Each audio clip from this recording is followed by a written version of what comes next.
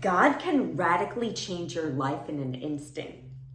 Where you are now is no determining factor to where God may be taking you. Think about Esther.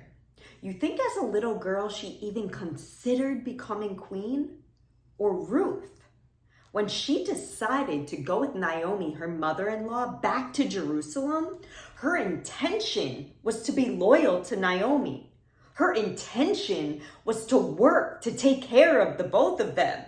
She had no idea that she'd be gleaning in the fields belonging to Boaz, and then become his wife, and then give birth to the lineage of Jesus. What God has in store for you sometimes is too big to even comprehend. His ways are not your ways. When God gives you a promise, He's giving you a revelation of who you are. Jeremiah 1:5, before I formed you in your mother's womb, I knew you. Before you were even born, I set you apart and appointed you as a prophet to the nations. The time between when God gives you the promise and the manifestation of the promise is this period, this process of development. You're becoming who you need to become. And it can be a challenge.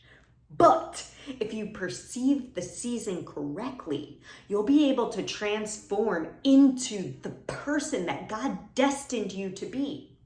Galatians 6:9, let us not become weary in doing good. In due season we will reap if we do not give up. Remember this. Abraham was 75 when God gave him the promise that he would become a great nation. He was 100 when Isaac was born. Joseph was 17 years old when he had the dream that his brothers would bow down to him. 22 years later, it came true. David was a teenager when he was anointed to become king. He was 30 years old when he was appointed. Hannah prayed to have a son. In the course of time, she became pregnant. All of these people expected what God promised them, and they received it. God is pleased by faith. Hebrews 11:6. Faith pleases God. You must believe that He exists. He rewards those who earnestly seek Him. Hebrews 11:1. Faith is the substance of things hoped for, the evidence of things not seen. Faith comes first in the kingdom. Mark 11:24. Whatever you have asked for in prayer, believe you have received it, and it will be yours. Remember these two things when you're in your waiting period. Number one, God is your heavenly Father. He's not going to give you anything that you're not ready for because He cares so much about you. Prepare for what you're praying for. Get the space ready. Open the bank account. Get your body ready. Clean up what you need to clean up. When God sees that you're ready, He'll bring it. And number two, there's an appointed time.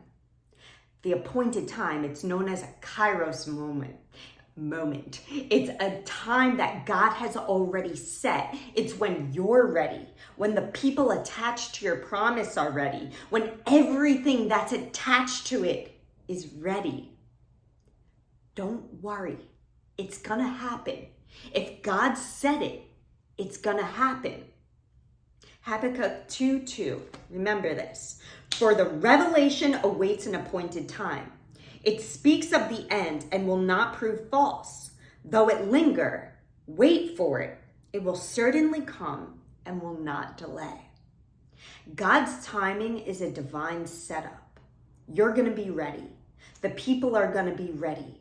You're going to have faith. You're going to be resilient. You're going to be strong. You're going to be able to handle everything that comes with that promise, with the blessings. You got this. God bless you.